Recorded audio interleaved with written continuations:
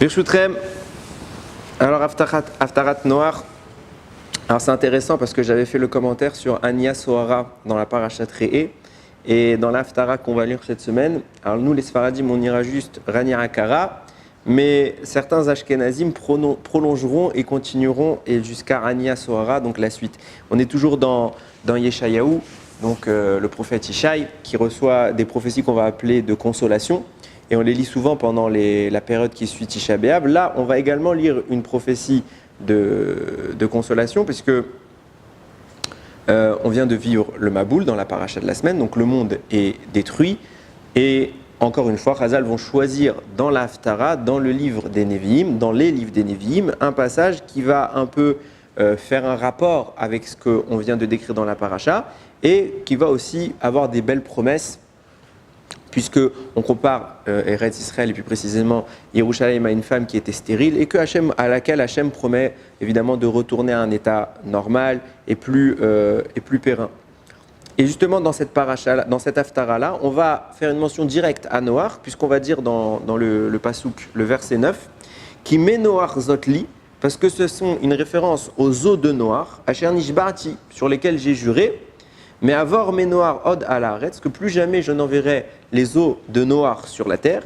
Ken nishbati miktsof aleir ou migarbar, comme ça j'ai juré que plus jamais je ne m'énerverai contre toi, donc contre nous les Bnei Israël, que plus jamais il n'y aurait de destruction telle qu'on en a connu à l'époque de Noach. Et ce que tous les commentateurs font comme remarque, c'est que la mention dont on parle ici, on ne parle plus du Maboul, du déluge tel qu'il est présenté dans la Torah, dans la paracha, mais là on va parler de Ménoar, des eaux de Noach. Pourquoi ? Parce que c'est une accusation directe contre Noach, qu'on accuse ici, qu'on critique ici, de ne pas avoir prié pour avoir tenté, du moins espéré, sauver la génération qui était la sienne. Tous les Mefarshim rapportent que si Noach avait en effet eu cette tentative, cet essai de prier auprès d'Akadosh Baruch Hu pour sauver ses congénères, alors il y serait parvenu et le Maboul n'aurait pas dû se manifester sur la terre. Il a loupé le coche, il n'a pas su saisir l'opportunité qui lui a été présentée de sauver sa population. Donc on va un peu l'accuser et on va plus parler de Maboul, on va dire les eaux de Noach. C'est de ta faute quelque part, Noach, que tout ce qui s'est produit ici est arrivé. Et c'est intéressant parce que finalement, Noach est quand même parvenu à quelque chose d'extraordinaire. Il n'a pas réussi en amont à sauver son peuple parce qu'il n'a pas prié. Il a compris son erreur. Noach va évidemment faire tchouva.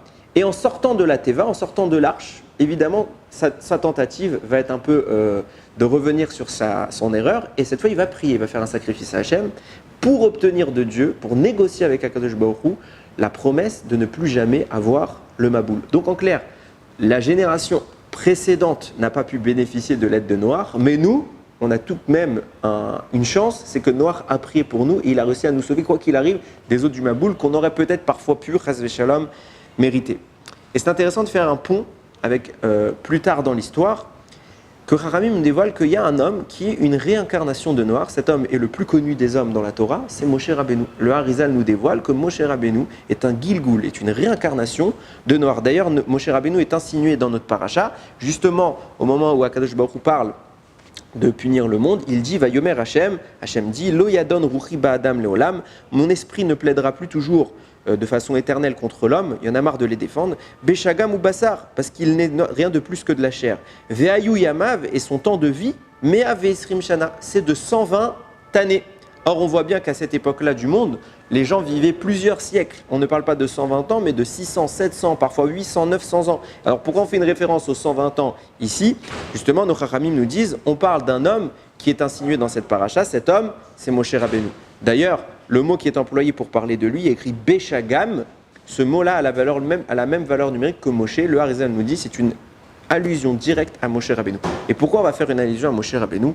C'est d'autant plus intéressant que le Harizal dévoile une idée qui est concrètement qui le contredit dans son propos. Ça veut dire que normalement, dans les noms qui sont employés sur une personne, le nom du moins qui est employé sur une personne, sont insinuées toutes les réincarnations antécédentes.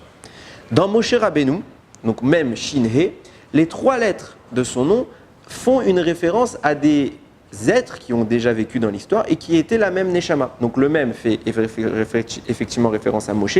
Le Shin fait référence à Shet, qui était une réincarnation de Moshe. Et le He, c'est le He de Hevel, le premier fils de Adam Arishon, qui était également la première incarnation de Moshe. Donc ça s'est réparti en trois fois. Et Moshe va revenir jusqu'à réussir la mission qui est la sienne. Mais Noach n'est pas insinué dans le nom de Moshe Rabbeinu. Il n'y a pas de Nun. Et pourtant, le Harizal nous dit, normalement, il devrait, à chaque fois qu'on prend une réincarnation, c'est insinué dans le nom de la personne. Noach est une réincarnation de Moshe, mais il n'est pas insinué dans son nom. Et c'est ça qu'on va mettre en perspective et qui est assez intéressant, c'est qu'à un moment de l'histoire, Moshe va faire une référence directe à Noach. À quel moment? À l'opportunité qu'il a eue, qui va être exactement la même que Noach, de laisser mourir des gens et d'être le seul rescapé de l'histoire. Au moment où, malheureusement, on a fait le veau d'or, Akadosh Baruch Hu va dire à Moshe Rabbeinu, tu sais quoi, on va te choisir toi comme étant le nouveau socle d'une nouvelle population juive, tu vas être le pilier de cette nouvelle population, et tous les autres, je m'en débarrasse. Que fait Moshe? Il dit, Mechenina misifrecha, efface-moi de ton livre, si c'est pour détruire l'homme Israël, efface-moi de ton livre. Les Chachamim notent, Mechenina, Mecheni, c'est même Chet, Nun, Yud, c'est les mêmes lettres que Me, Noach. Que dit Moshe Rabbeinu? Il dit, souviens-toi dans mon ancienne vie, il m'a été reproché de ne pas avoir prié pour ma génération. Je ne ferai pas la même erreur. Et je vais maintenant aboutir avec toi avec un raisonnement qui est d'autant plus puissant. Si déjà Noach, qui n'a pas réussi à protéger sa génération en amont, a compris son erreur et par la suite il est parvenu à sauver toute la pérennité de la population humaine, à dire plus jamais il n'y aura ça, et on le lui a reproché, on lui a dit tu aurais dû faire ça avant, il ne l'a pas fait. Il a fait ça après, en quelque part, en idée de réparation de l'échec qu'il a vécu. Moi qui suis maintenant en position de faire exactement ce qu'aurait dû faire Noach, et non pas prier après, mais prier dès le début pour mon peuple, si déjà pour après tu as écouté le peuple, a fortiori, combien tu dois m'écouter et sauver le Ham Israël. Il dit Mechenina, référence à Noach. Noach n'a pas réussi, Noach a échoué. Moi, je n'accepte pas l'échec et je compte réussir de sauver le peuple avant qu'il ne soit détruit. Je ne demanderai pas une pérennité pour ma descendance, je ne demande pas une protection pour ma naissance, je demande une protection pour ce peuple. Tu as juré que tu détruirais pas le monde à Noach, malgré que ce soit un échec. Je te demande maintenant de me jurer de ne pas détruire le Ham Israël.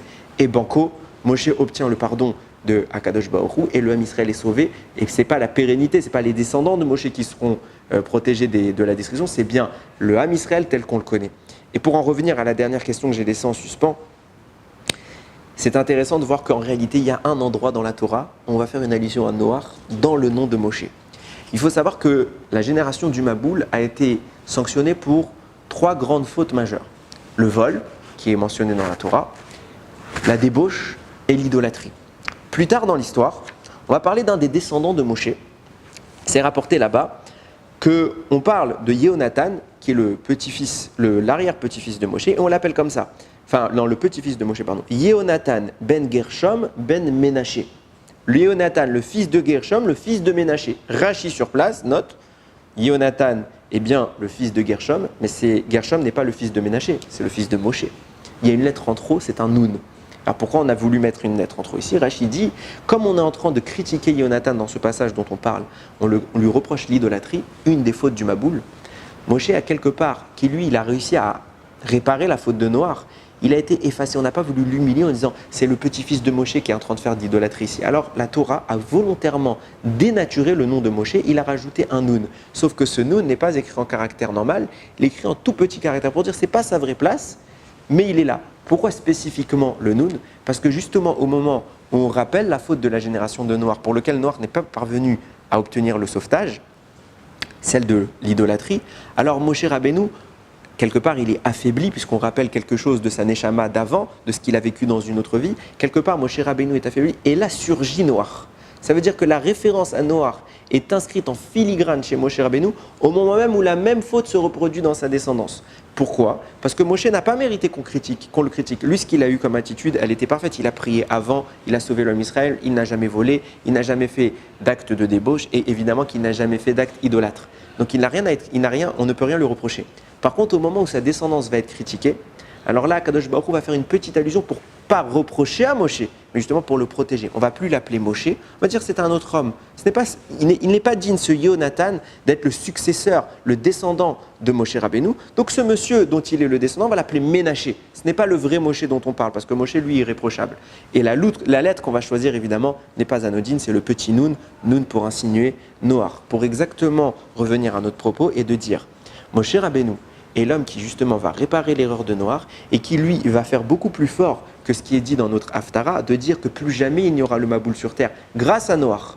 En effet, Noach a pris. Moshe va faire plus fort. En amont, il va protéger de la destruction. Et c'est toujours ce qu'on évoque quand on parle de cet homme, de Moshe Rabbeinu, qui était l'avocat du Ham Israël. Alors, on a aussi tendance à oublier que Noach était un tzaddik. Il ne faut pas le dénigrer pour autant. Il a fait une erreur. Sans doute que l'erreur de Noach a peut-être permis à Moshe de ne pas commettre la même erreur. Il a appris de ses vies antérieures. Noach va quand même avoir un mérite. Et c'est sur cela que je vais conclure. C'est qu'on parle de mitzvot, les 7 mitzvot Bnei Noach, les 7 mitzvot des descendants de Noach. De quoi on parle? Nous les juifs, on a 613 mitzvot, mais la Torah ne critique pas les autres nations. On peut tout à fait être un non-juif et faire le bien et être accroché à la vérité et même plus, avoir une part dans le monde futur. Il suffit de faire les 7 mitzvot qui ont été hérités à toute la création. Ce n'est pas les mitzvot de la Torah, c'est 7 mitzvot standards, ne pas voler, ne pas tuer, etc., que tout être humain doit et peut faire, évidemment. Et c'est intéressant de voir qu'on ne les appelle pas mitzvot bnei Adam, on ne les a pas appelés les mitzvot des descendants de Adam, parce qu'évidemment qu'on est aussi les descendants de Adam. Si on est les descendants de Noach, on est les descendants également d'Adam, puisque lui-même est son descendant. Mais on les a appelés bnei Noach. Pourquoi? Parce que quand bien même l'existence du reste de la population, celle qu'aujourd'hui nous connaissons, qui, comme je l'ai dit tout à l'heure, peut-être à plusieurs reprises dans l'histoire, aurait pu voir la disparition, pu voir un autre cataclysme. Par quel mérite elle a été protégée? Par Noach, qui lui a su, après le cataclysme initial du Maboul, il a réussi à sauver le monde de ne plus jamais voir une telle catastrophe. Il a un srout pour ça, on lui doit une reconnaissance également pour ça. Alors il ratsonne que, à l'image de Noach, plus précisément en héritage de Noach, on ne sera jamais détruit, mais également à cette image de réparation que Moshe a entamée vis-à-vis de cette fille-là, nous aussi on sache prier. Et c'est surtout dans les moments qu'on vit aujourd'hui, on comprend que la prière, celle que Moshe Rabbeinu, celle que Noach a fait après, a la capacité de sauver d'un cataclysme comme le Maboul, a la capacité de supprimer le fait d'être éradiqué à l'époque de la plus grande faute qu'on a commise, celle du voleur. Alors à combien, a fortiori, nos tfilotes ont le pouvoir de supprimer les décrets négatifs à notre rencontre? On vit actuellement un décret qui nous déplaît tous, on vit tous une souffrance, on souffre avec ce masque, on souffre avec les malades, on souffre avec ces confinements, on en a marre, on le dit haut et fort. Alors peut-être que nos tfilotes, Bezrat Hashem, vont être l'outil et le moyen pour parler face à face avec Akadosh Baruch Hu. Comme Hashem nous l'a dit, si Noach avait prié, il aurait été enclin à sauver le monde, alors prions pour que nous aussi il soit enclin pour nous à nous sauver et à éradiquer cette maladie. Baruch Adonai Leolam, Amen ve Amen.